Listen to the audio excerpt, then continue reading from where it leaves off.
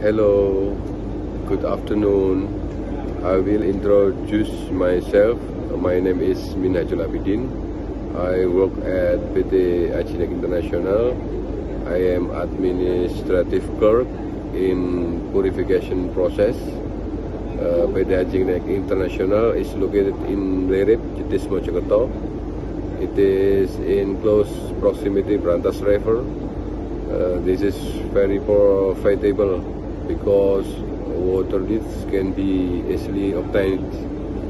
The main product of my company is monosodium glutamate. Japanese people usually call it micin.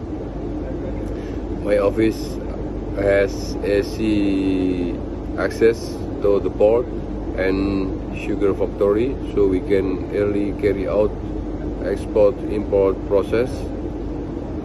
We can early get